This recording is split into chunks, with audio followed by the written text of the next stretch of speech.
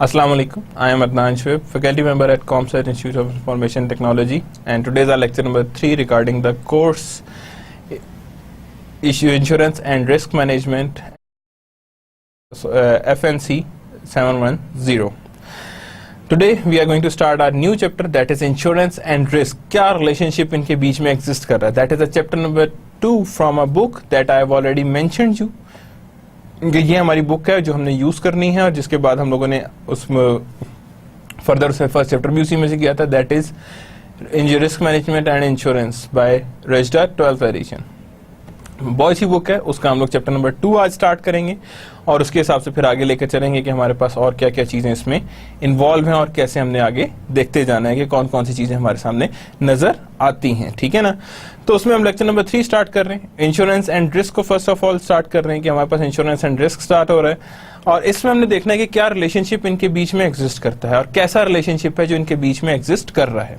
और जब इनके रिलेशनशिप्स को आइडेंटिफाई करना है तो दैट मीन्स कि हमारे पास इंश्योरेंस एंड रिस्क इन्वॉल्व होता है। ठीक है, तो इनके बीच का रिलेशनशिप जो होता है, याद रखें रिस्क और इंश्योरेंस का हमेशा रिलेशनशिप साथ ही रहा है कि when there is a risk there is also being a type of that is reduction of risk that is known to be as a insurance. के insurance is the type of risk reduction कि जिससे हम लोग reduce करते हैं या risk को hedge कर रहे होते हैं in the form of insurance, कि हम लोग इंश्योरेंस की फॉर्म में उसे हेज कर रहे होते हैं और उससे से हम लोग उसे हटा रहे होते हैं कि that is our insurance and risk.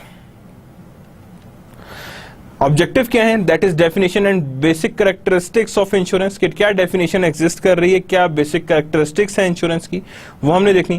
Characteristics of an ideally insurable risk, क्या कैरेक्टरिस्टिक्स कौन कौन सी हैं आइडियली इंश्योरेबल रिस्क की।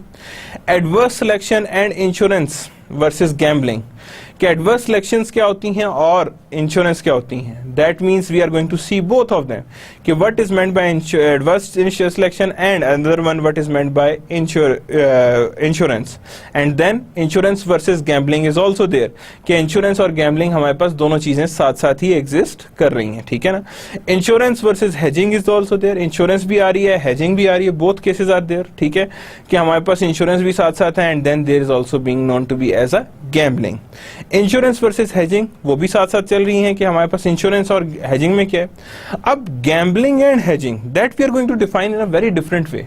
हमने ये दोनों चीजें बड़ी डिफरेंट वे में हमने डिफाइन करनी है कि हमारे पास क्या क्या चीजें हैं जो इसमें इन्वॉल्व करेंगी और किस किस तरह से हमने उसे साथ लेकर आगे चलना है। टाइप्स ऑफ इंश्योरेंस हमारे पास आती है कि क्या किस किस टाइप की इंश्योरेंस हैं और किस किस तरह से वो इंश्योरेंस सामने आ रही हैं। ठीक है ना, benefit and cost of insurance society, कि बेनिफिट कौन कौन सी हैं और cost of insurance to society, कि जो इंश्योरेंस है उसकी कॉस्ट क्या है। जस्ट लाइक प्रीमियम, प्रीमियम क्या होता है, when we have taken the insurance we have to pay the premium, और प्रीमियम कैसे और किस तरह से इन्वॉल्व होगा that we are going to see कि किस तरह से उसे हम प्रीमियम को आइडेंटिफाई कर सकते हैं। यानी benefit and cost of insurance to society, क्या क्या बेनिफिट है और क्या क्या कॉस्ट है benefit to society, and what are the how these cost are being maintained, कि किस किस तरह से ये कॉस्ट हमारे पास मेंटेन होकर हमारे सामने आ सकती है। जिस तरह से वो कॉस्ट आएगी that we are going to see कि हमने उसे किस किस तरह से सामने लेकर आना है। तो जैसे आएगी उसी हिसाब से हम we are going to see कि हमारे पास कैसे आ सकती है। सो ऑब्जेक्टिव्स हमने देख लिए। Now we are starting with the first definition and basic characteristics of insurance. तो definition of insurance, insurance is the pooling of fortuitous losses by transfer of such risk to insurer who agrees to indemnify insured for such losses to provide other pecuniary benefit to their occurrence or render service connected with the risk। Insurance क्या होती है, वो pool कर रही होती है फॉर्चुअस losses को, यानी कि आप एक लॉसेस हैं जिनको आपने होना है और वो उसके लिए इंश्योरेंस आपको इंडेमनिफाई करता है कि खुदा ना खास्ता अगर आपके पास ये लॉस हुआ तो I would give you a pecuniary benefit और decided benefit on its incurrence to render services connected to this risk, और सारी की सारी सर्विसेज आपको बहाल करके दूंगा जितनी भी सर्विस से कनेक्टेड हैं या जितनी भी इससे कनेक्टेड रिस्क में आएंगी, वो सारी की सारी चीजें मैंने इधर ही से बहाल करूंगा और इधर ही से देख के मैं आगे चलाऊंगा।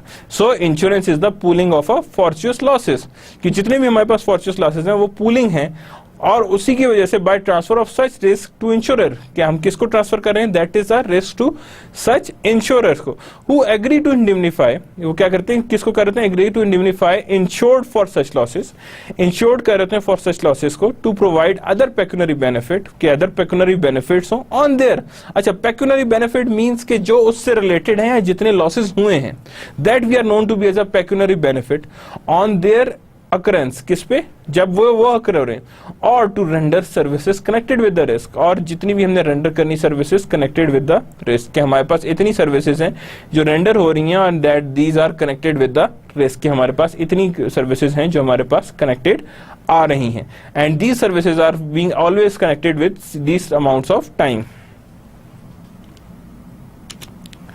बेसिक कैरेक्टरिस्टिक्स ऑफ रिस्क आ रही हैं, पूलिंग ऑफ लॉसेस, लॉसेस कैसे पूल होते हैं और किस तरह से पूल होके आ रहे हैं, नीचे we are going to see certain formula, आपको नजर भी आ रहे होंगे स्लाइड में। Pooling of losses, spreading losses incurred by few over the entire group, risk reduction based on law of large number, यानी risk reduction किस पे बेस कर रही होंगी, that is based on law of large number, कि जितनी भी हमारे पास लॉ है उसकी बेस पे लार्ज नंबर पे हमने उसके रिस्क को देखना है, यानी spreading losses incurred by few over the entire group, यानी कि हम लोग लॉसेस को स्प्रेड करेंगे बाय अ फ्यू, यानी कि वो लॉसेस स्प्रेडिंग कर रहे हैं but by a few over a large entire group, यानी कि हम लोग छोटा सा लॉस जो है वो few over the entire group, यानी कि वो लॉस हम इंटायर ग्रुप पे सर्विस कर रहे हैं, and risk reduction based on law of large number. अब नीचे एक एग्जांपल डिस्कस करने लगे, अब गौर से देखिएगा, two businessman owners own identical buildings valued 50,000, यानी दो बिजनेस ओनर्स हैं जिनके पास सेम बिल्डिंग्स हैं वैल्यूड 50,000, कितनी वैल्यू आ रही है उसकी, 50,000 है, there is a 10% chance each building will destroy by a perils in any year, अब यहाँ पे पेरिल क्या है, cause of loss, cause of damage, each building will destroy peril any year, and loss to either building is an independent event, और loss किसी भी एक building पे होना वो एक इंडिपेंडेंट है, वो किसी पे डिपेंडेंट इवेंट नहीं है, अगर डिपेंडेंट इवेंट होता तो there is some other things. Expected value and standard deviation of losses क्या है, अब क्या है यहाँ पे 90% चांस है कि कोई लॉस नहीं होगा, एंड 10% चांस है कि 50,000 में से हमारे पास लॉस होगा, ठीक है, 10% chance each building will be destroyed by a peril, यानी 50% का 10% चांस है कि वो डिस्ट्रॉय होगी, और 0% चांस है कि वो डिस्ट्रॉय नहीं होगी, क्या होगी, वो डिस्ट्रॉय नहीं होगी। तो इन अदर वर्ड्स 10% का मतलब ये कि 5,000 का लॉस एक्सपेक्टेड है, क्या है हमारे पास, एक्सपेक्टेड लॉस कितना है, 5,000 का लॉस हमारे पास एक्सपेक्टेड है, तो जब हमारे पास 5,000 का लॉस एक्सपेक्टेड है, that means 0.90 minus 5,000 0 square and 0.1 50,000 minus 5,000 का स्क्वायर, तो हमने क्या किया, यहाँ पे हमने स्टैंडर्ड डेविएशन निकाल दी, क्या किया हमने, स्टैंडर्ड डेविएशन निकाल दी। देखें मैं यहाँ पे अगर प्रोबेबिलिटीज बनाता हूँ, क्या करता हूँ मैं यहाँ पे प्रोबेबिलिटीज बनाता हूँ, प्रोबेबिलिटीज क्या है जी, P1 एंड P2, 10% प्रोबेबिलिटी है कि लॉस होगा, 90% प्रोबेबिलिटी कि लॉस नहीं होगा, जब लॉस नहीं होगा तो लॉस की अमाउंट भी तो जीरो ही आएगी ना, और लेकिन 10% चांस है लॉस हो तो 50,000 का कुछ अमाउंट जाएगी, 50,000 की कुछ अमाउंट जाएगी, तो जब 50,000 की कुछ अमाउंट जाएगी तो दैट मीन्स कि हम इन दोनों को मल्टीप्लाई करेंगे, ऊपर का 0 आ गया, नीचे का 5,000 आ गया, ऊपर का क्या आ गया, 0 आ गया और नीचे का क्या आ गया, दैट इज ऑफ 5,000 आ गया, तो यानी हमारे पास यहाँ पे हर एक लेवल पे हम लोग यहाँ पे लॉसेस को निकाल रहे हैं कि हमारे पास कितना है, तो इनका मीन वैल्यू कितनी आ रही है, दैट इज ऑफ 5,000, कितनी आ रही है वैल्यू हमारे पास, दैट इज 5,000, तो जब यहाँ पे वैल्यूज निकालेंगे तो v माइनस वी बार आएगा और यहाँ पे भी v माइनस वी बार आएगा, यानी हर जगह पे क्या आएगा, v माइनस वी बार आएगा और नीचे भी क्या आएगा, v माइनस वी बार आ रहा है, यानी दोनों केसेस में हमारे पास v माइनस वी बार ही आ रहा है, यानी मीन्स टू सी मीन यहाँ पे पुट किया है हमने और यहाँ पे हमने वैल्यू पुट की है, यहाँ पे हमने वैल्यू पुट की है दूसरी और यहाँ हमने मीन पुट किया, और दोनों को हमने यहाँ पे सम अप कर रहे हैं, क्या कर रहे हैं हम, सम अप कर रहे हैं कि हमारे पास ये वैल्यूज हमारे पास एग्जिस्ट कर रही हैं, और इन दोनों को ऐड किया तो हमारे पास टोटल स्टैंडर्ड डेविएशन कितनी आ रही है, दैट इज ऑफ 15,000, कितनी एग्जिस्ट कर रही है हमारे पास standard deviation, that is of 15,000 हमारे पास स्टैंडर्ड डेविएशंस एग्जिस्ट कर रही हैं कि हाँ जी इतनी एक्सपेक्टेड स्टैंडर्ड डेविएशंस आ सकती हैं या हो सकती है कि इतनी स्टैंडर्ड डेविएशंस हमारे पास नजर आए और इतनी स्टैंडर्ड डेविएशंस हमारे पास हों, और जितनी भी स्टैंडर्ड डेविएशंस होंगी हम उसी के हिसाब से उसे आगे लेकर आगे चलेंगे।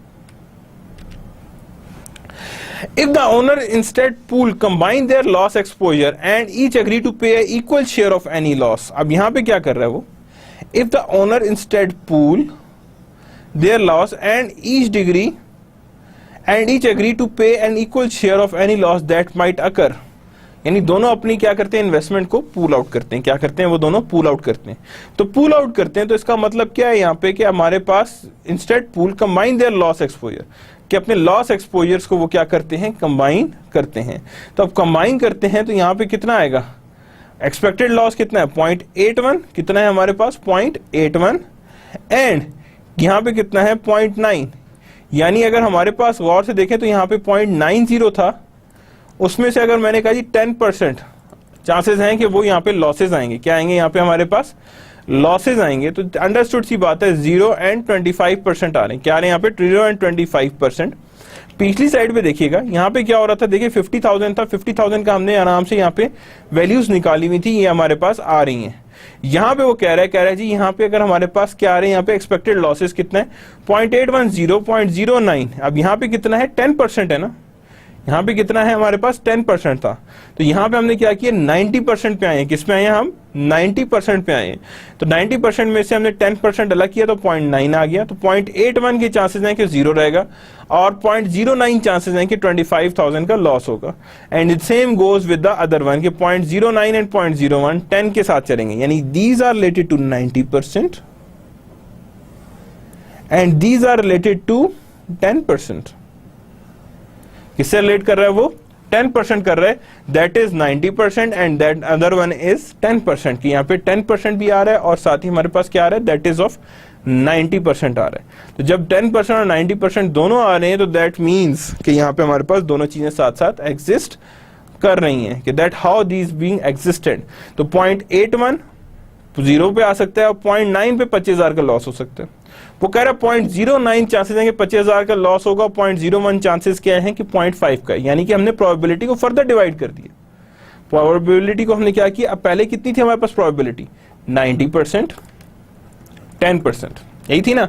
हमने क्या किया 90% को फिर डिवाइड कर दिया 0.81, 0.09 पे, और यहाँ पे भी हमने क्या किया 0.09 अलग कर दिया और 0.01 अलग कर दिया। 0.09 चांसेस हैं कि 25,000 का लॉस होगा, 0.01 चांसेस हैं कि पूरी की पूरी 50,000 की बिल्डिंग चली जाएगी, यानी कि दोनों साइड पे बिल्डिंग्स कंप्लीटली मूव कर जाएंगी। अब यहाँ पे देखें तो इन 4 अब आ गई, कितनी आ गई 1 2 3 4। अब यहाँ पे 0.9 के 2 थे तो इसलिए यहाँ पे हमने 2 लिख दी, यानी हमने सारों को प्लस कर लिया। क्या कर लिया हमने, सारों को प्लस कर लिया और प्लस करके हमने हमारे सामने लेकर आ गए। यानी इसके मतलब कितनी 1 2 3 4, जब 4 ही प्रोबेबिलिटीज थी तो हमने 4 पे ले आए ऐसे। तो जब 4 पे लाए तो हमारे पास आंसर क्या आ रहा है, दैट इज ऑफ 10,607, जो कि अगर प्रीवियस स्लाइड से मेंटेन की जाए तो पिछली स्लाइड से क्या है वो कम है। यानी वहां 15,000 थी, यहाँ कितनी है 10,607। मीन्स बाय कंबाइनिंग हमारी ओवरऑल रिस्क लेवल जो है वो रिड्यूस कर गया। यानी हमारा रिस्क लेवल वो नहीं रहा जो पहले रिस्क था, और अब उस रिस्क लेवल से हम क्या कर गए हैं, रिड्यूस कर गए हैं, कम हो गया, और वो लेवल अब यहाँ पे नजर नहीं आ रहा। And additional individuals are added to the pooling arrangement, the standard deviation continues to decline while the expected value of loss remains unchanged. यानी एक्सपेक्टेड वैल्यू ऑफ लॉस में कोई फर्क नहीं आ रहा। हम लोग क्या कर रहे हैं, एडिशनल इंडिविजुअल्स को ऐड कर रहे हैं और पूलिंग अरेंजमेंट बना रहे हैं। क्या कर रहे हैं, उसका हम पूलिंग अरेंजमेंट बना रहे हैं और लॉस एक्सपोजर्स को कंबाइन कर रहे हैं, और साथ ही हम क्या कर रहे हैं, लॉस एक्सपोजर्स को कंबाइन कर रहे हैं and agree to pay an equal share of losses. ठीक है ना, इक्वल शेयर ऑफ लॉसेस को पे करें, दैट माइट अकर, जो मे बी अकर हो, जो अकर होगी तो वो वहां पे नजर आएगी। That may be chances of losses, के लॉसेस के चांसेस एग्जिस्ट कर सकते हैं। बेसिक कैरेक्टरिस्टिक्स ऑफ इंश्योरेंस क्या है, पेमेंट ऑफ फॉर्चूस लॉसेस। क्या क्या पेमेंट, जितनी भी आपके लॉसेस हुए हैं वो सारे के सारे इंश्योरेंस पे करेगी। Sometimes it is complete insurance, sometimes 80-20% होती है कि 80% आप देंगे, 20% आप अपनी खुद पे करेंगे लॉसेस को। कई दफा 60-40 पे भी एग्जिस्ट करी होती है। Sometimes it also exist 50-50, means 50% जो आपका लॉस है वो इंश्योरेंस कंपनी कवर करेगी एंड 50% लॉस जो है वो आपका कौन कवर करेगा, बाय योर ओन पॉकेट्स। कौन कवर करेगा, by your own pockets you are going to cover the 50% losses की 50% लॉसेस को by your own pocket you are going to cover it up, कि हम उसे बाकी को कवर अप करेंगे। पेमेंट भी होगी फॉर्चुनस लॉसेस की। Insurance pays for losses that are unforeseen, क्या है वो? Unforeseen, unexpected and occurs as a result of change. यानी कि insurance pays for losses that are unforeseen, जिसकी कोई आपको एक्सपेक्टेशंस नहीं होती हैं, अनएक्सपेक्टेड होते हैं, occurs as a result of chance, यानी कि जो चांस पे बेस करता है, जो किसे बेस कर होता है, that is based on probability, कि प्रोबेबिलिटी बेस कर रहा है कि whether this occur or this may not occur, whether कि वो अकर हो जाए, वेदर कि वो अकर ना भी हो। Risk transfer, a pure risk is transferred from an insured to insurer, यानी प्योर रिस्क किससे ट्रांसफर होता है? फ्रॉम इंश्योर्ड, कि जितने की इंश्योरेंस कराई है, और उससे किधर पे ट्रांसफर होता है? Towards the insurers who typical is in a stronger financial position, जो क्या होता है? एक टिपिकल स्ट्रॉन्गर पोजीशन पे एग्जिस्ट कर रहा होता है या स्ट्रॉन्गर पोजीशन पे आ रहा होता है। Indemnification, an insured is restored to his or her approximate financial position, यानी इंश्योर्ड जो होता है वो रिस्टोर कर दिया जाता है to his or her approximate financial position, यानी कि रिस्टोर कर दिया जाता है जो उसकी पहले की फाइनेंशियल पोजीशन थी, to the occurrence of the losses, किस पे बेस करके? अकरेंस ऑफ लॉसेस पे बेस करके उसे फर्दर उसी पोजीशन पे रेस्टोर करने की कोशिश की जाती है जिस पोजीशन में वो बिफोर लॉस था, ताकि उसका लॉस उसे कम लगे। That is known to be as a indemnifying, यानी कि उसे उसकी जितना भी हर्जाना है उसको कवर अप करना चाहिए। That is known to be as a indemnify. तो that's how, that is the basic characteristics of insurance. One is a payments of fortuitous, risk transfer and indemnification. क्या है? Payment to fortuitous losses, risk transfer, indemnifications, यानी तीनों चीजें, payment भी आ गई है, risk transfer भी आ गया, इंडेमनिफिकेशन भी आ गई है, यानी तीनों चीजें हमारे सामने एग्जिस्ट कर रही हैं और तीनों चीजों के हिसाब से ही हम आगे लेकर चल रहे हैं। ओके जी, नेक्स्ट है जी characteristics of the ideally insurable risk. Ideally जो इंश्योरेबल रिस्क होती हैं उनकी what are the characteristics of them, कि उनकी क्या क्या कैरेक्टरिस्टिक्स हैं जो हमारे सामने एग्जिस्ट कर रही होती हैं। What are the characteristics of ideally insurable risk, कि उनकी आइडियली इंश्योरेबल रिस्क कौन कौन से हैं। The large number of exposures units to predict average loss. क्या मतलब है? कि large number of exposure units, जितनी ज्यादा एक्सपोजर यूनिट्स होंगे टू प्रेडिक्ट एवरेज लॉस, कितने एवरेज लॉसेस हो सकते हैं। एक्सीडेंटल एंड अनइंटेंशनल लॉस, यानी कि insurable risk to control more moral hazards and assure more randomness, कि जितनी ज्यादा रैंडमनेस होगी उतना उसके लिए बेहतर होगा। तो large number of exposure risk units आ गया, एक्सीडेंटल और अनइंटेंशनल लॉस आ गया। क्या आ गया? एक्सीडेंटल एंड अनइंटेंशनल लॉस आ गया। And to control moral hazards are also there and to assure the randomness. क्या चीज अश्योर करनी है? दैट इज रैंडमनेस को हमने अश्योर करना है।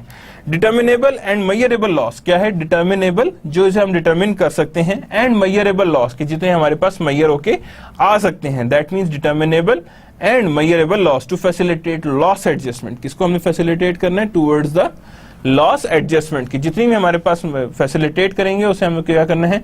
That means we are going to adjust facilitate with the loss adjustment, कि हमने उसे लॉस को एडजस्ट करना है। Insurer must be able to determine if loss is covered, यानी insurance must be able to determine if loss is covered और if so how much should be paid, यानी कि आप इंश्योरर को पता होना चाहिए कि must be able to determine if loss is covered and if so how much should be paid, यानी कि अगर क्या सारा का सारा लॉस कवर अप हो जाएगा, और अगर सारा कुछ कवर हो जाएगा तो इसके लिए उसे क्या पे करना पड़ेगा? In the form of premium, कि प्रीमियम की फॉर्म में वो क्या और कैसे और किस तरह से उसे पेमेंट करेगा। और जिस तरह से पेमेंट करेगा that is on the part of the same links, यानी उसी लिंक्स पे ये काम करेगा और उसी लिंक के हिसाब से ये चलेगा, कि that is the insurable risk, और उसी के हिसाब से ये लेकर आगे चल रहा होगा। ओके जी, requirements of the insurable risk. Insurable risk की क्या रिक्वायरमेंट है और कैसे ये वर्कआउट करता है? No catastrophic loss. Catastrophic loss means natural losses, यानी earthquake, hurricane, storms et cetera whatsoever. यानी कि रिक्वायरमेंट्स ऑफ इंश्योरेबल रिस्क क्या है? कि वो कैटास्ट्रोफिक लॉसेस पे नहीं आना चाहिए। To allow the pooling technique for to risk, यानी कि आप टेक्निक पूलिंग कर सकते हैं, बिकॉज नो कैटास्ट्रोफिक लॉस का मतलब ये है कि आप यहाँ पे अगर कोई कैटास्ट्रोफिक लगाएंगे तो उस पर तो किसी का कंट्रोल नहीं, इट्स अ सिस्टमैटिक वन। तो इसीलिए पूलिंग टेक्निक को अलाउ करता है when we are not incorporating a catastrophic losses. ये कैटास्ट्रोफिक लॉसेज को अगर नहीं ले रहे तो वो पूलिंग टेक्निक पे वर्क करता है। Exposure to catastrophic losses can be managed by, यानी कि जितनी भी कैटास्ट्रोफिक लॉसेज होते हैं उनको हम कैसे और किस तरह से मैनेज कर सकते हैं। Dispersing coverage over a large geographic area, कि dispersion covered over a large geographic area using reinsurance and catastrophe bonds, यानी कि exposure to catastrophic loss can be managed by dispersing coverage over the large geographic area, यानी इसे distribute करते हैं large geographic area में, and using reinsurance catastrophic bonds, यानी कि उसे यूजिंग री इंश्योरेंसेस एंड कैटास्ट्रोफिक बॉन्ड्स, यानी कि जितने भी हमारे पास कैटास्ट्रोफिक बॉन्ड्स हैं वो हमारे पास नजर आए। Calculable chances of loss to establish adequate premium, क्या चीज स्टैब्लिश करनी है, एडिक्वेट प्रीमियम, के प्रीमियम कितना होना चाहिए, कैसा होना चाहिए और किस तरह से इसे वर्क करना चाहिए। That's how we are going to see कि हम लोगों ने किस किस तरह से प्रीमियम इसके चार्ज करने हैं, यानी कि means you have to also establish the adequate premium, के प्रीमियम हमारे पास कितना और कैसे होना चाहिए।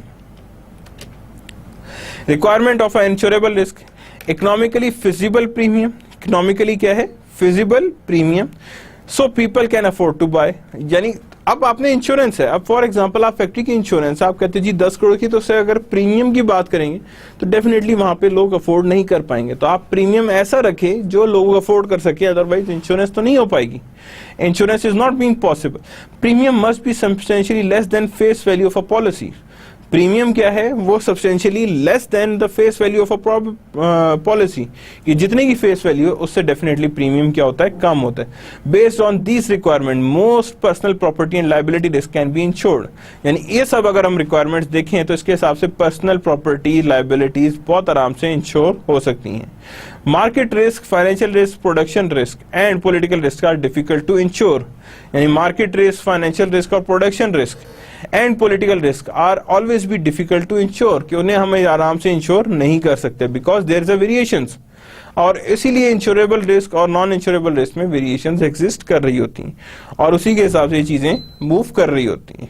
तो economically feasible premium and based on requirements, यानी कि रिक्वायरमेंट्स हमारे पास इंश्योरेबल रिस्क की ये आती है, फिजिबल प्रीमियम हो और requirements of personal liability risk would be there, और मार्केट रिस्क, फाइनेंशियल रिस्क और प्रोडक्शन रिस्क आर देयर, कि मार्केट रिस्क, फाइनेंशियल रिस्क और production risk and political risk are difficult to insure, यानी इनको आप ensure नहीं कर सकते। मार्केट की रिस्क कितना है, you can't ensure it, financial risk you can't ensure it, production risk you can't ensure it and political risk that definitely you can't ensure it. तो ये कुछ टाइप्स की रिस्क हैं जिनको आप इंश्योर नहीं कर सकते। Exit risk of fire as a insurable risk, कौन कौन सी risk of fire as a insurance risk, large number of exposure units, yes numerous exposure units are present. आप ये नहीं कह सकते कि हाँ ये छोटा सा एक गोदाम रखा हुआ है या छोटी सी एक बोरी रखी है, इससे आग लगी तो इसकी इंश्योरेंस नहीं, आपको पता हो कि उसका इम्पैक्ट फिर बड़ा हो, उसकी इम्पैक्ट ज्यादा हो, और जितना इम्पैक्ट ज्यादा होगा उतनी इंश्योरेंस ज्यादा होगी और उतना ही प्रीमियम भी ज्यादा होगा, उतना ही प्रीमियम भी ज्यादा होगा, और उतना ही प्रीमियम जब ज्यादा होगा तो डेफिनेटली वहां पे इंश्योरेबल रिस्क इन्वॉल्व होता है। Accidental and unintentional losses, yes, with the exception of arson, most fire losses are accidental and unintentional, यानी कि most of the fire units जो होते हैं वो अनइंटेंशनल होते हैं और एक्सीडेंटल होते हैं। Determinable and measurable losses, yes, if there is a discriminate over amount paid, a person property insurance policy have provision for resolving the dispute, यानी कि जब भी डिस्प्यूट होगा यानी कि मेजरेबल लॉसेज में तो डेफिनेटली वहां पे वो सॉल्व किया जाएगा on property insurance policy, based on property insurance policy. No catastrophic losses, yes, although catastrophic files have occurred, all exposure units normally do not burn at the same time, ये सारे के सारे exposure units एक ही दफा में burn नहीं होते हैं बल्कि वो चेंज हो रहे होते हैं। Calculable chance of loss, yes, chance of fire can be calculated, the average severity of fire loss can be estimated in advance, यानी कि पहले ही बता दिया था कि इतना सिवियर हो सकता है फायर का losses, and can be estimated in advance, कि हम उसे एडवांस में पहले ही एस्टिमेट करके रख लें कि हाँ जी इतना है। इकोनॉमिकली फिजिबल प्रीमियम, कि इतना हमारे पास इकोनॉमिकली फिजिबल प्रीमियम है, यस, प्रीमियम रेट, पर $100 of fire insurance is relatively low, यानी $100 पे पर प्रीमियम रेट पर $100 के हिसाब से काफी लो है. That is known to be as a your fire insurance. तो that definitely you can say that the premium is rate per 500 is relatively low, यानी प्रीमियम जो होता है वो ये कम चार्ज करते हैं as compare to fire face value, यानी कि फेस वैल्यू है उससे डेफिनेटली ये लो होता है. नेक्स्ट है जी रिस्क ऑफ अनएम्प्लॉयमेंट और एज एन इंश्योरेंस, यानी रिस्क ऑफ अनएम्प्लॉयमेंट भी आ गया एज एन इंश्योरेबल रिस्क, यानी कि अब अनएम्प्लॉयमेंट है तो that is also being can be a part of insurable risk. किस चीज का पार्ट होगा वो? इंश्योरेबल रिस्क का होगा. Large number of exposure units, not completely although there are large number of employees predicting unemployment is difficult because of different type of unemployment and different types of labour. यानी कि आपके पास again requirement क्या है? Large number of exposure units हो. तो यहाँ पे नॉट कंप्लीटली, बिकॉज यहाँ पे जरूरी नहीं कि आपके पास हर फील्ड से बहुत लार्ज नंबर के आपको अनएम्प्लॉयड लोग मिलें. तो दैट मीन्स पहली रिक्वायरमेंट तो पूरी नहीं हो रही. Accidental and unintentional loss, no. A large proportion of unemployment is due to the individual who voluntarily quit their job. That means ये भी पूरी नहीं हो रही. Determinable and measurable losses, not completely. The level of unemployment can be determined, but the measure of loss is difficult. यानी कितना loss हो रहा है you can't say कि हाँ जी इतना लॉस हो रहा है. Some unemployment is voluntary, however some employment is voluntary. No catastrophic loss. No, a severe natural recession or depression, local business conditions can result the catastrophic loss. कि जब बहुत बड़ा ही कुछ डिप्रेशन आएगा तब ही यहाँ पे हमारे पास catastrophic losses नजर आएंगे, अदरवाइज catastrophic losses नहीं हो रहे होंगे और वो नजर भी नहीं आ रहे होंगे. Economically feasible premium आ गया. तो जब economically feasible premium, that means no adverse selection, moral hazard or potential catastrophic losses could be make the premium unaffordable, यानी कि ये सारी चीजें जो है वो प्रीमियम को अनअफोर्डेबल नहीं कर सकती या अनअफोर्डेबल नहीं बना सकती. Adverse selection and insurance. Now we are moving towards कि एडवर्स सिलेक्शन और इंश्योरेंस में क्या लिंकअप्स एग्जिस्ट करते हैं और किस तरह से ये लिंक्स होते हैं. What are the linkups that exist between adverse selections and insurance. Adverse selection is the tendency of a person, यानी टेंडेंसी ऑफ अ पर्सन है with a higher than average chance, with the higher than average chance of loss to seek insurance at standard rate, यानी कि हम लोग chance of loss है और जिसमें insurance seek करेंगे एट स्टैंडर्ड रेट. किस पे सिलेक्ट करेंगे? At standard. If not controlled, अगर नहीं करेंगे तो adverse selection results in higher than expected loss level, यानी कि अगर नहीं कंट्रोल किया जाएगा तो adverse selection results in higher than expected loss level. Adverse selection can be controlled by careful underwriting, यानी careful underwriting, selection and classification of applicant of insurance and policy provisions. क्या करेंगे हम? Policy provision. Suicide clause in the life insurance, यानी suicide clause जो होगा वो that is also being a part in the life insurance के हमारे के अगर suicide की गई तो life insurance नहीं यहाँ पे चार्ज की जाएगी और उसी के हिसाब से हम आगे भी देख रहे होते हैं. ठीक है, तो यानी अगर हम कहेंगे adverse selection क्या है? is the tendency of a person with higher than average chance of loss, यानी tendency of a person's with an higher than average chance of loss to seek insurance at standard rate, यानी कि आप insurance में administrative rate लेने to seek the ये देखें ना average chance of loss to seek insurance at the standard rate. If not control, यानी कि हम उसे अगर कंट्रोल नहीं करेंगे तो adverse results in a higher than expected loss level, यानी कि हायर विलिंग्स आएंगे than expected loss level. Adverse selection can be controlled by careful underwriting. किसे करेंगे हम? careful underwriting. and another one is the policy provisions. क्या कहते हैं उसे हम? policy provisions are there. Now there is a difference that exists between insurance versus gambling. किसके बीच में difference exist कर रहा है? that is insurance and gambling. कि कितना हमारे पास insurance आ रही है और कितनी हमारे पास gambling exist कर रही है. Insurance is the technique for handling an already existing pure risk. ये technique क्या है? Insurance is the technique for handling an already existing pure risk, यानी इंश्योरेंस क्या है? That is a technique for handling an already existing pure risk, कि ये वो technique है जो हैंडल करनी है ऑलरेडी एग्जिस्टिंग प्योर रिस्क को, यानी कि जो भी प्योर रिस्क है उसके हिसाब से हैंडल हो रही है. Insurance is socially productive. क्या होती है insurance? Socially productive. Both parties have common interest in the prevention of losses, यानी दोनों के पास कॉमन इंटरेस्ट होता है प्रिवेंशन ऑफ लॉसेस के लिए.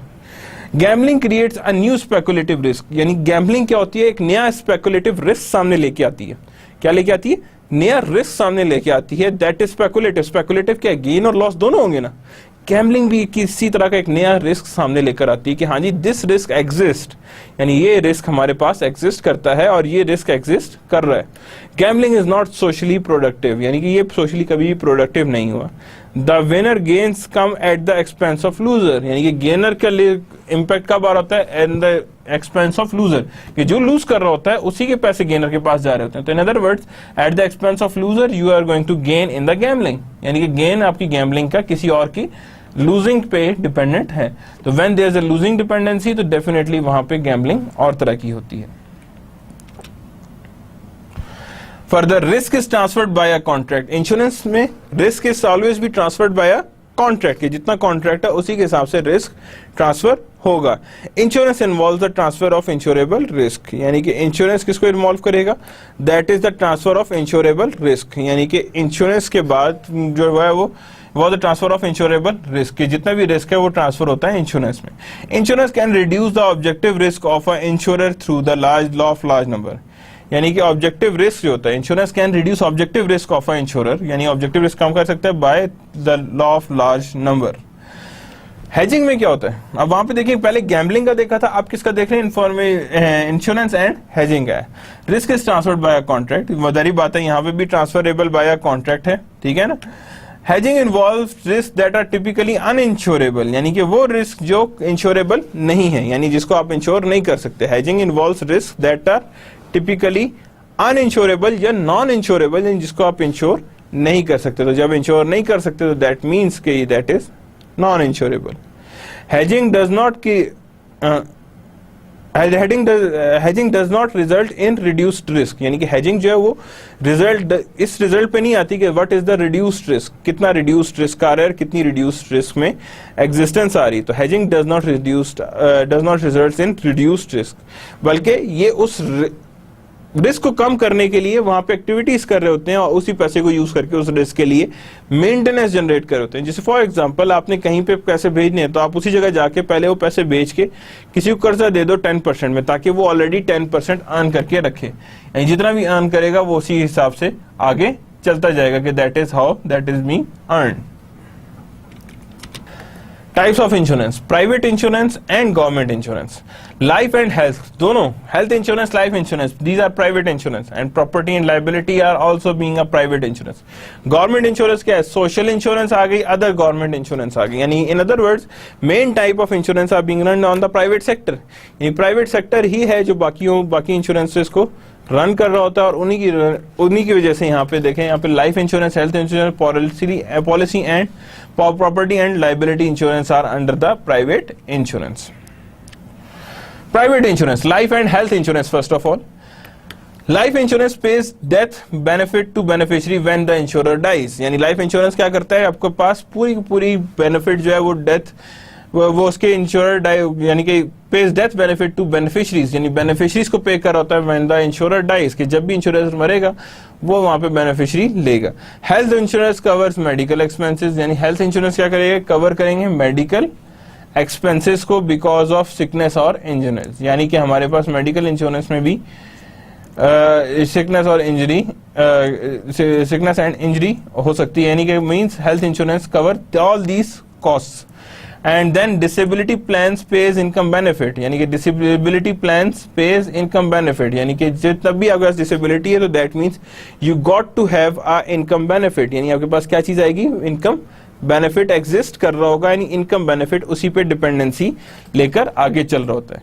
प्रॉपर्टी एंड लाइबिलिटी इंश्योरेंस, अब देखें प्रॉपर्टी और लाइबिलिटी इंश्योरेंस में अगेन इंडिमनिफाइज प्रॉपर्टी ओनर्स, यानी इंडिमनिफाई करेंगे प्रॉपर्टी ओनर को अगेंस्ट द लॉस और डैमेज, किसके अगेंस्ट, लॉस और डैमेज ऑफ रियल और personal property, against the loss और डैमेज ऑफ रियल और पर्सनल प्रॉपर्टी, यानी कि दोनों केस में यानी लॉस भी हुआ है डैमेज भी हुआ है of real property and personal property, both cases में।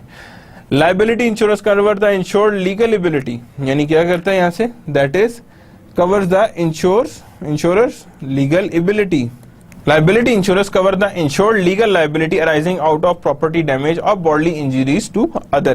यानी कि जितनी भी हमारे पास इंजरीज आ रही हैं, bodily injuries आ रही हैं, that are also being a part of others. Casualty insurance refers to the insurance that covers whatever is not covered by fire, marine and life insurance. यानी कैजुअलिटी इंश्योरेंस में वो सारी चीजें आएंगी जो ना लाइफ ने कवर की, ना मैरीन ने कवर की, ना आपके पास फायर इंश्योरेंस ने कवर की. यानी लाइफ, मैरीन, फायर तीनों इंश्योरेंस ने जो चीज नहीं कवर की, that is a part of casualty insurance. क्या होते हैं वो? कैजुअलिटी इंश्योरेंस में एग्जिस्ट कर रहे होते हैं. तो these are the basic type of insurance that are under the private insurance. ये हमारे पास प्राइवेट इंश्योरेंस के अंदर ये चीजें हैं जो हमारे पास फर्दर एग्जिस्ट कर रही होती हैं. Private insurance further, private insurance coverage can be grouped into two major categories. कितनी ग्रुप में कैटेगरीज में आ रहा है ये? That is on the two major categories. कि ये हमारे पास दो कैटेगरीज हैं जिसमें ये चीज एग्जिस्ट कर रही है.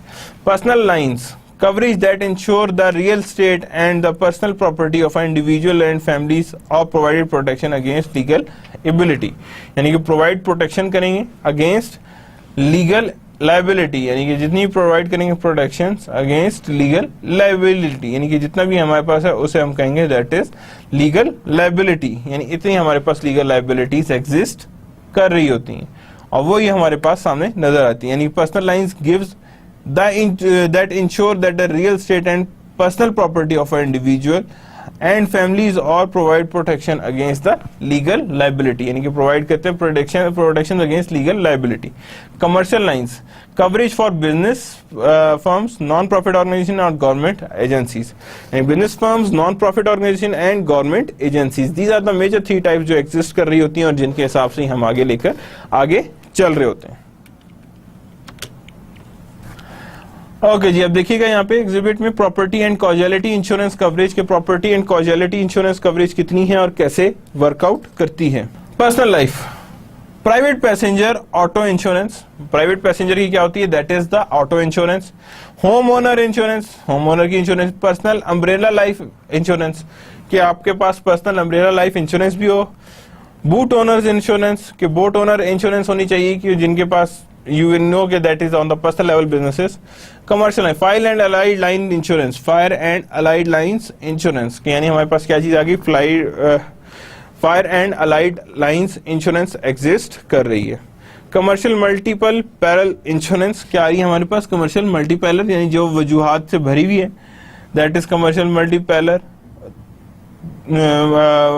Multiple peril insurance. यहाँ पे हमारे पास वो आई. जनरल लाइबिलिटी इंश्योरेंस एग्जिस्ट करती है. जनरल लाइबिलिटी इंश्योरेंसेज एग्जिस्ट कर रही है कि ये हमारे पास जनरल लाइबिलिटी इंश्योरेंसेज हैं. वर्कर्स कंपनसेशन इंश्योरेंसेज क्या आ रही है हमारे पास? वर्कर्स कंपनसेशन इंश्योरेंसेज आ रही हैं.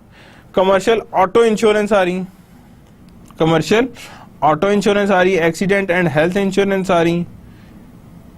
Inland marine and ocean marine insurance आ रही है. प्रोफेशनल लाइबिलिटी इंश्योरेंस है. Director and officer liability insurance है. इक्विपमेंट ब्रेकडाउन इंश्योरेंस है. फॉर्मली बॉयलर और मशीनरी इंश्योरेंस है. फिडेलिटी बॉन्ड्स आ गए, that is also being a part of insurance. Surety bond, crime insurance and other miscellaneous lines क्या आ रही है यहाँ पे हमारे पास? अदर मिसलेनियस लाइन्स हमारे पास आ रही हैं.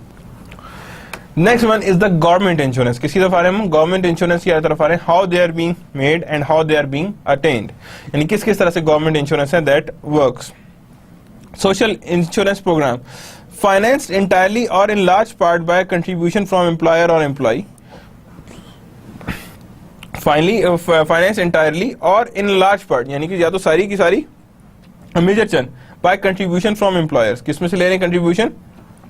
फ्रॉम एम्प्लॉयर्स एंड और एम्प्लॉइज, यानी किससे? एम्प्लॉयर से ले रहे हैं या एम्प्लॉइज से ले रहे हैं.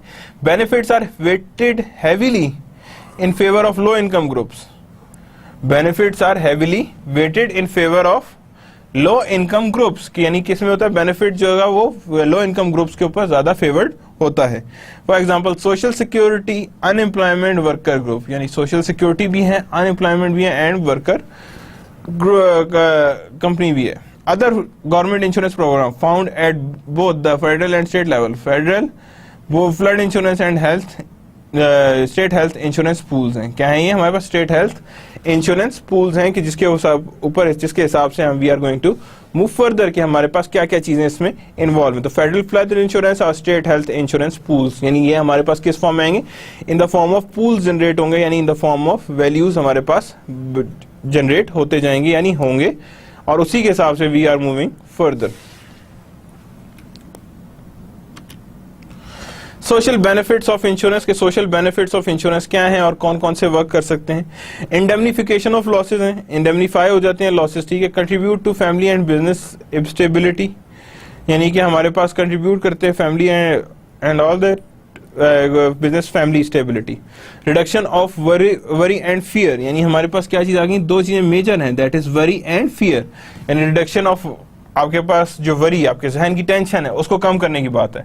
Insured are less worried about the losses, जो इंश्योर्ड होते हैं they are being less worried about the losses, because उन्हें ऑलरेडी पता होता है कि हमारे लॉसेज को इस टाइम कोई बैकिंग देने के लिए तैयार है, कि that how we are going to back these losses, कि हमने इसमें बैकिंग कैसे देनी। Sources of investment funds, investment funds की क्या सोर्सेज हैं।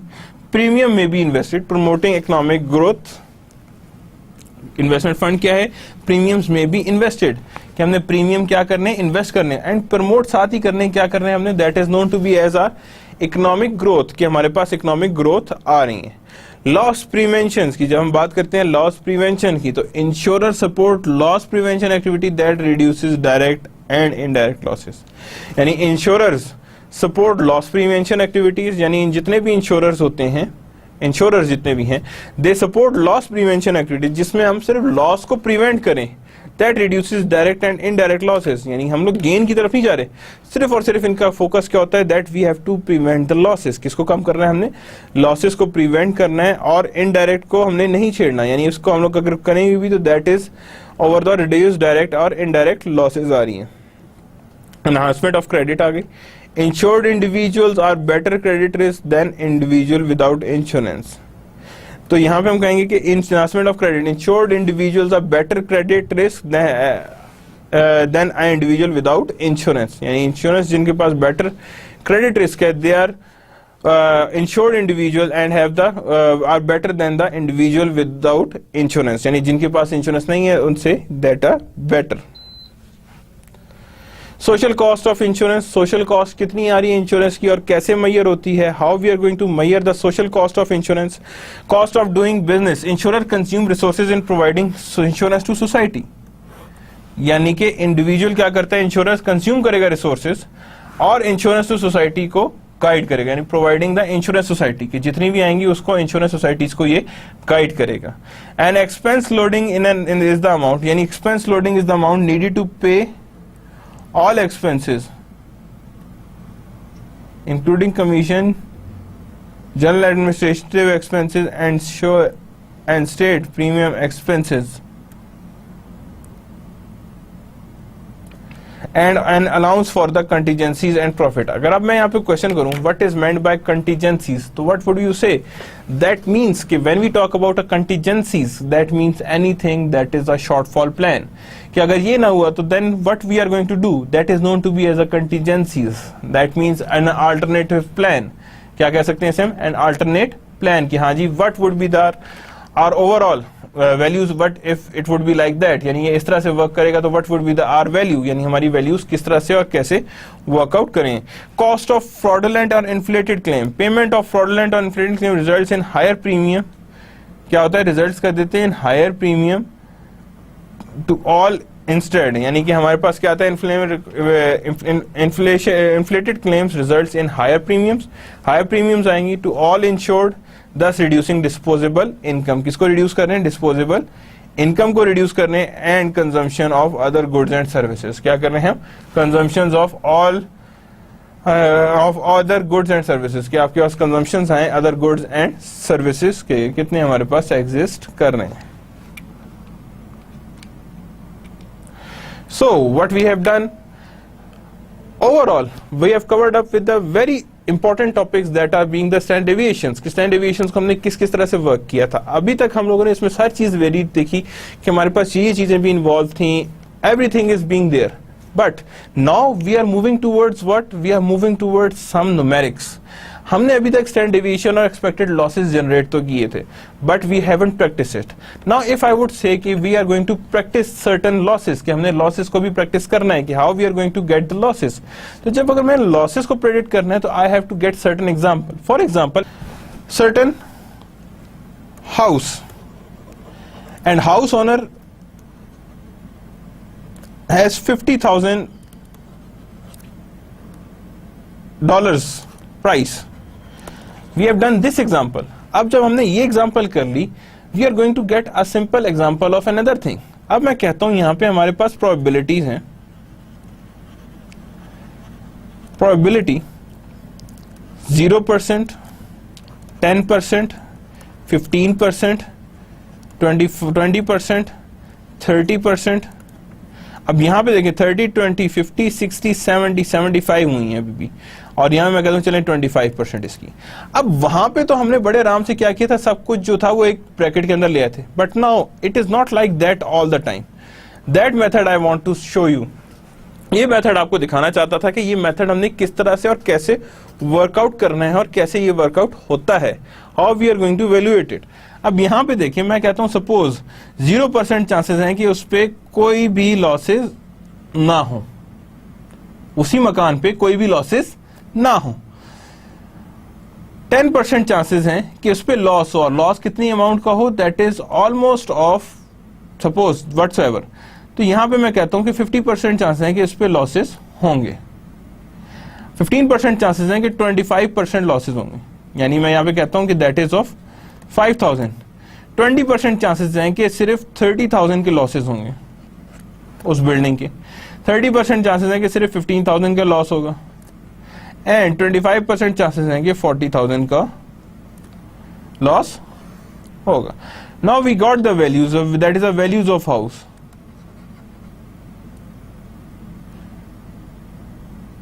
Values of houses. अब मैं सबसे पहला काम जो करूंगा वो क्या करूंगा, we are going to multiply them. मैं क्या करूंगा इनको, we are going to multiply them. अब 0% है, that means that is of the 0. अब यहां क्या है, 5,000 है.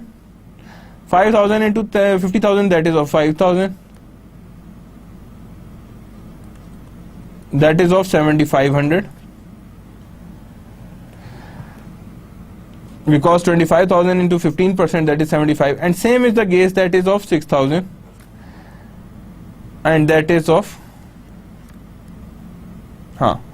40,000 into 25% यहाँ पे आ गया. तो यहाँ पे भी हमारे पास क्या आएगा, ये that is almost of 8,000. अब हमारे पास जब यहाँ पे आ रही है तो we are going to total the value. हमने क्या करना है, यहाँ पे टोटल करना है वैल्यू को. उसी के साथ आपने एक और कॉलम बनाना है. क्या करना है आपने, उसी के साथ आपने एक और कॉलम बनाना है. और करना क्या, उस कॉलम में आपने इन सब का जो टोटल आया है that is known to be as your value, that is mean value. हर एक को, यानी कि हर एक वैल्यू को v minus v bar. If this is v then v minus v bar. जो भी वैल्यू आएगी यहां पे क्या करेंगे, v minus v bar, and that goes like this, that goes like this. And fourth column is there. क्या करना है हमने, फोर्थ कॉलम भी है जिसको हमने बनाना है, और फोर्थ कॉलम में हमने क्या करना है, इसका स्क्वायर लेना है. v माइनस वी बार का क्या लेना है हमने, that we are going to take the square. कि हमने स्क्वायर लेना है इसका, और स्क्वायर के बाद हमने आइडेंटिफाई करना है कि इसमें क्या क्या चीजें इन्वॉल्व हैं, और उसी के हिसाब से हम इसकी वैल्यूएशंस को लेकर आगे चल रहे होते हैं. यानी ये 50,000, और इन सारी वैल्यूज को, यानी ये वाली जो सारी वैल्यूज हैं इन सबका क्या लेना है, आपने स्क्वायर लेते जाना है. And the last column is that, हमने हमारे पास जो ये वैल्यू आई है का स्क्वायर, इसको प्रोबेबिलिटी से मल्टीप्लाई कर देना है. क्या कर देना है, हमने इसको प्रोबेबिलिटी से मल्टीप्लाई कर देना है, और मल्टीप्लाई करके हमने इसका आंसर निकाल देना है कि that how we are going to evaluate this and how we are going to analyze this, कि हमारे पास क्या क्या चीजें हैं जो हमारे सामने एग्जिस्ट कर रही हैं या हमारे सामने आ रही हैं. how we are going to evaluate them, कि किस किस तरह से वो चीजें आ सकती हैं. अब यहां पे अगर देखें तो अब हमने क्या करना है, जब इसकी सारों की वैल्यूज निकल आएंगी तो हमने इसको टोटल करना है, और जो भी टोटल आएगा उसको क्या करेंगे, अंडर रूट ऑफ टी ले लेंगे. तो हमारे पास क्या चीज आएगी, दैट इज स्टैंडर्ड डेविएशन. क्या चीज आएगी हमारे पास, that is known to be as our standard deviation. यानी हमारे पास क्या कॉलम्स हैं, फर्स्ट प्रोबेबिलिटी है, दूसरा वैल्यूज है, तीसरा मल्टीप्लाई किया है, फिर v माइनस वी बार है, फिर v माइनस वी बार का स्क्वायर है, and then v minus B bar का स्क्वायर इनटू p है, यानी each and everything you have to identify. वहां पे हमने जो एग्जांपल की थी उसमें 2 थे, बहुत हुआ 4 थे, but when you have a many probabilities, क्या चीज आ जाए हमारे पास, मेनी प्रोबेबिलिटीज, तो याद रखिएगा each and everything should be conducted separately. हर चीज को आपने सेपरेटली आइडेंटिफाई करना और उसी के हिसाब से निकालना। And that expected loss is also being based on probability, के जितनी भी प्रोबेबिलिटी। याद रखिएगा जब हमने फ्यूचर प्रेडिक्ट करना होता है वी रिक्वायर प्रोबेबिलिटी, और हमने जब प्रीवियस से आगे जाना होता है तो वी रिक्वायर्ड हिस्टोरिकल डाटा, यानी हमने अगर सिर्फ फ्यूचर वो पता करना है जिसमें प्रीवियस वैल्यू कोई भी गिवन नहीं है, यानी कोई भी वैल्यू हमारे पास गिवन नहीं है, तो तब हमने अगर फ्यूचर पता करना है वी रिक्वायर प्रोबेबिलिटी, यानी प्रोबेबिलिटी को हमें रिक्वायर्ड होगा कि इतनी प्रोबेबिलिटी एग्जिस्ट करे, और उसी प्रोबेबिलिटी की बेस पे हम आइडेंटिफाई कर रहे होते हैं कि क्या क्या चीजें कैसे इन्वॉल्व हो रही हैं और किस तरह से ये कंडक्ट हो रही हैं। तो दैट मीन्स कि हमारे पास each and every probability must be there, और उसी प्रोबेबिलिटी के हिसाब से ही हम उसे लेकर आगे चल रहे होते हैं। तो that how we are going to calculate the standard deviation. और same goes with the expected losses, किसके साथ जाता है ये, same goes with the expected losses, किसके साथ जा रहे होते हैं, एक्सपेक्टेड लॉसेस के हिसाब से चल रहे होते हैं। और एक्सपेक्टेड लॉसेस में यही कर रहे होते हैं हम, that is 50,000 multiply by 0%, 10%, again 50,000, यानी कि हमने हर एक को इसमें मल्टीप्लाई करके ऐड करना है। तो दैट वी से कि हाँ जी इतना हमारे पास एक्सपेक्टेड लॉसेस हो सकते हैं, यानी इतने लॉसेस हमारे पास नजर आ सकते हैं और इतने लॉसेस हमारे सामने एग्जिस्ट करेंगे। That how that are being made and how that are being delivered, यानी हमारे पास इतने लॉसेस हैं जो हमारे पास क्लियरली एग्जिस्ट कर सकते हैं, यानी क्लियर फॉर्म में हमारे सामने आ सकते हैं कि ये लॉसेस हैं जो हमारे सामने नजर आ रहे हैं। These are the losses that can be attend, कि हमारे पास इतने लॉसेस आ रहे हैं। So that's how we calculate the standard deviation. Furthermore there is also being a talks of interest rate. अगर मैं यहां पे बात करूं कि इंटरेस्ट रेट क्या होता है, तो व्हाट वुड वी से, what is meant bye interest rate. तो जब हम इंटरेस्ट रेट की बात करते हैं तो याद रखिएगा वहां पे 2-3 चीजों से मिलके बन रहा होता है। तो यहां पे भी हमने इंटरेस्ट रेट को 2-3 चीजों से मिलके बन रहा होता है, लेकिन उसमें एक चीज होती है that is known to be as risk, and risk of this amount is dependent on this answer. Risk of that amount is dependent on that answer, की यानी हमारे पास उन्हीं आंसर्स को लेके आगे चल रहा है कि ये हमारे पास आंसर्स हैं और इसी को आंसर्स को लेके हमने आगे चलना है कि that is being our answers, और इसी के हिसाब से हमने आगे लेकर उसे फर्दर कंप्लीट करना है कि ये हमारे पास वैल्यूज आ रही हैं और इसी के हिसाब से हमने वैल्यूज को आगे लेकर चलना है। Furthermore one more thing that I want to tell, कि याद रखिएगा सोशल कॉस्ट ऑफ इंश्योरेंस जो है that we are also going to calculate. हमने इसको भी कैलकुलेट करना है कि ये हमारे पास social cost of doing business भी है, कि हमारे पास सोशल कॉस्ट भी आ रही है और बिजनेस की वैल्यूएशंस भी आ रही हैं। और याद रखिएगा insurer consume resources in providing insurance to society, यानी कि इंश्योरर जो होता है वो रिसोर्सेज कंज्यूम करता है in providing insurance to society, यानी कि वो क्या करता है जितनी, अगर मैं कहूँ इंश्योरेंस कमाती क्या है तो आप क्या कहेंगे, इंश्योरेंस करती है, हमें तो इंश्योरेंस प्रोवाइड करती है, हमसे क्या लेगी, प्रीमियम लेगी, प्रीमियम को उठाएगी और किसी और जगह पे उसे इन्वेस्ट कर देगी, प्रीमियम उठाएगी और किसी और जगह पे उसे इन्वेस्ट कर देगी, और जब उसे किसी और जगह पे इन्वेस्ट कर देगी तो दैट मीन्स व्हाट, कि यहां वहां से जितनी भी अर्निंग्स आएगी कुछ तो आपके लिए रख लेगी, लेकिन बाकी अर्निंग्स वो अपने पास रख रही होगी, and it could invest it in somewhere else, कहीं पे भी इन्वेस्ट कर सकती है। फॉर एग्जांपल आपने कहा जी मुझे लाइफ इंश्योरेंस चाहिए 5 करोड़ की, और उन्होंने कहा ठीक है जी 1 लाख रुपए प्रीमियम होगा, आप 1 लाख दे रहे हैं पर मंथ, प्रीमियम तो जा रहे हैं, जब प्रीमियम चला गया तो आपको पता लगा कि आप लोग बहुत ज्यादा प्रीमियम दे चुके हैं, वो इंश्योरेंस कंपनी क्या करेगी, उस प्रीमियम को उठाएगी कहीं इन्वेस्ट कर देगी जहां से उसे रिटर्न आता रहे, और रिटर्न से आपकी ओवरऑल लॉस को कवर करने की कोशिश करेगी कि ये हमारे पास लॉस है और इसी लॉसेस के हिसाब से हमारे सामने कवरेज आएंगे, और उसी कवरेज को सामने रखते हुए ही वैल्यूज को आइडेंटिफाई करेगी कि हाँ जी ये वैल्यूज है जो हमारे सामने एग्जिस्ट कर सकती हैं, और इन्हीं वैल्यूज को लेके हम आगे चलेंगे कि दैट इज आवर वैल्यूज, और इसी वैल्यूज को लेके हम सामने चलते जाएंगे। तो दैट मीन्स कि हमने यहीं पे देखना होगा कि हमारे पास कितने लॉसेस आ रहे हैं। तो that's how actually insurance companies है, most of the time it happened कि आप प्रीमियम देते रहते हैं और आपका कोई लॉस नहीं होता, फिर क्या केस होगा, फिर जैसे ही टाइम खत्म होगा उस इंश्योरेंस का तो क्या करेंगे आप, फौरन से उठाएंगे सारी की सारी इंश्योरेंस उठाएंगे और कहेंगे जी, वो इंश्योरेंस कंपनी कहेगी जी ये रहा आपका प्रीमियम आप पे, और थोड़ा सा रिटर्न दे देगी, लेकिन जो बल्क अमाउंट में रिटर्न पर मंथ वो खाती रही है वो उसकी अपनी अर्निंग्स में होगी। That's why insurance is also being profitable. हमेशा सोशल इंश्योरेंसेज एग्जिस्ट नहीं कर रही होती बल्कि प्रॉफिटेबल इंश्योरेंसेज भी एग्जिस्ट कर रही होती हैं कि ये हमारे पास इंश्योरेंसेज हैं और हमने इसी के हिसाब से वैल्यूज करनी है।